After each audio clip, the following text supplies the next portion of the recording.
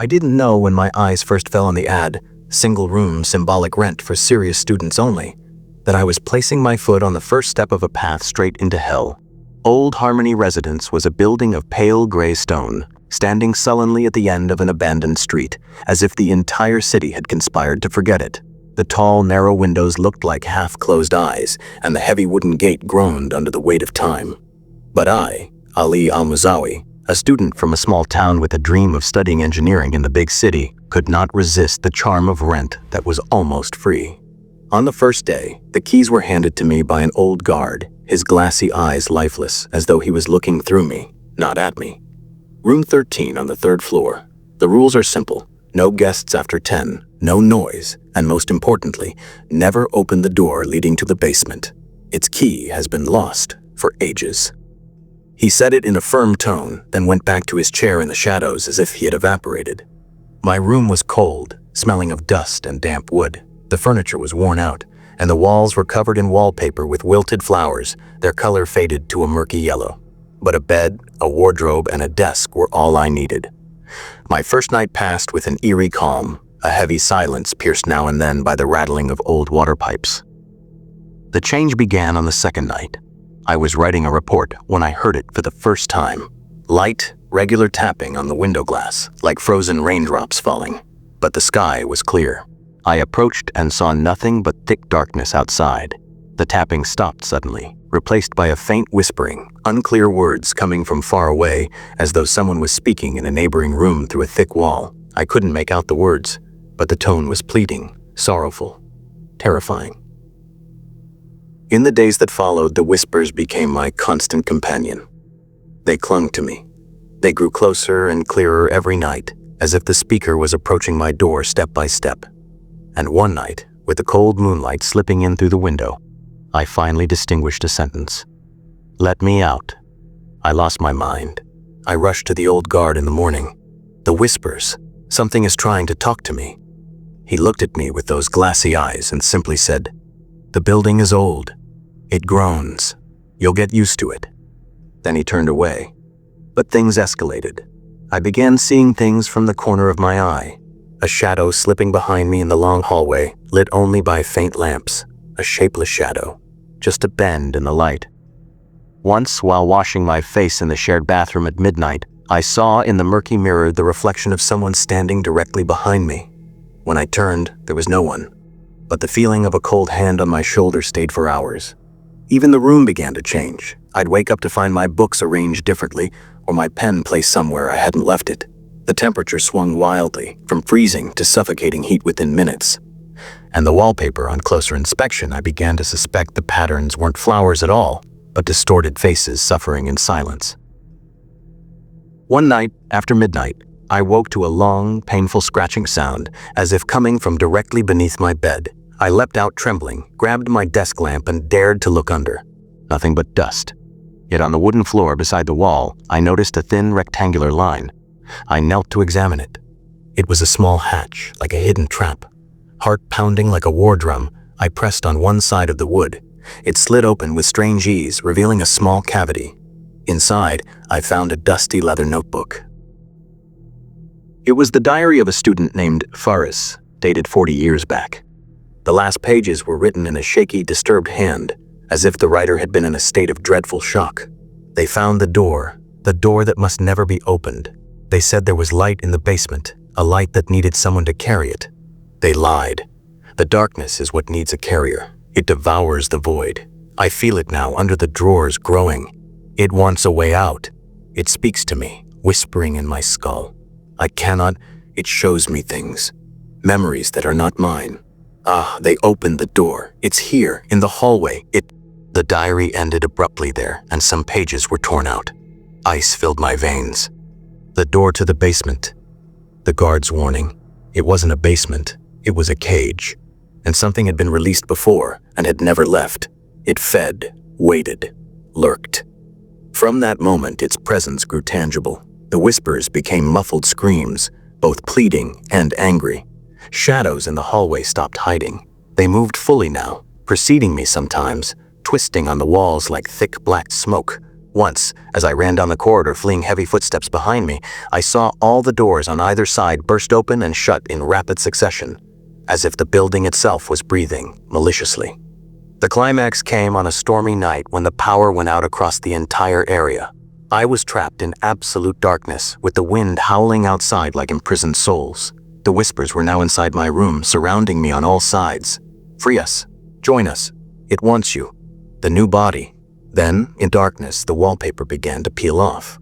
Not at random, deliberately, as if invisible hands were pulling it away. Beneath it, writings appeared. Not paint. Gouges carved violently into the plaster.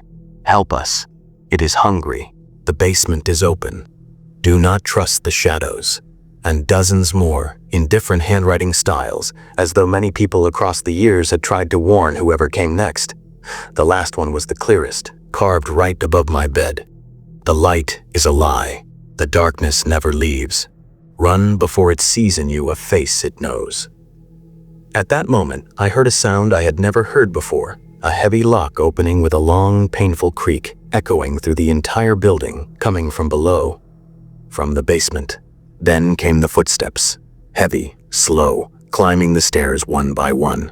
They were not human steps. There was dragging, scraping, something large crawling up the wooden staircase. There was no time to think. Survival instinct took over. I grabbed my backpack and stuffed the leather diary and a few belongings into it at lightning speed.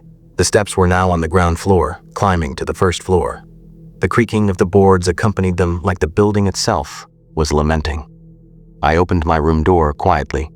The hallway was dark, but faint light from a window at the far end revealed a shape, not a clear form, but a distortion of the darkness itself, a mass of shadow swallowing the light around it, with long appendages touching the walls and ceiling.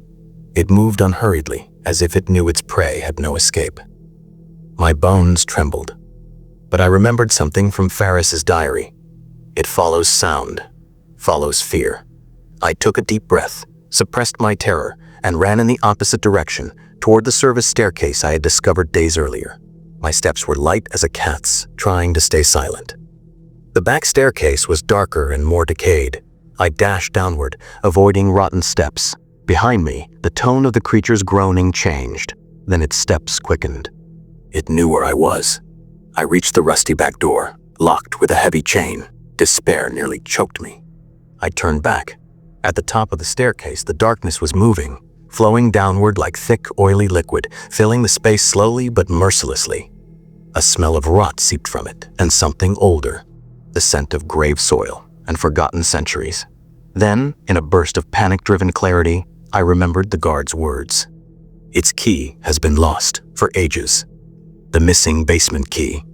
It wasn't lost. It was hidden in Ferris's notebook. My trembling hands rummaged through the bag. I pulled out the leather diary. In the inner cavity of its cover, where Ferris had torn the pages, I found a large rusty key. It wasn't for the exit, not for any door I'd seen. I could try it on the back door, but something in my gut whispered, "This is not the way out." The darkness filled the stairs now, only a few steps away. The whispers crashed in my skull.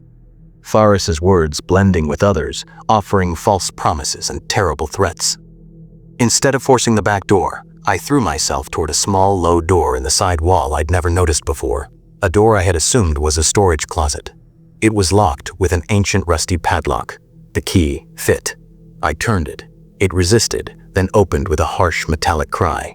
It wasn't a storage room. It was a narrow tunnel. Cold, earthen air drifted out. I had no choice. I crawled inside and shut the door behind me, locking it from the inside. Through the last sliver of the gap, I saw the thick darkness reach the door and touch it, then retreat with a low, angry moan, as if the tunnel was somehow protected, or as if what lay beyond was something it did not want.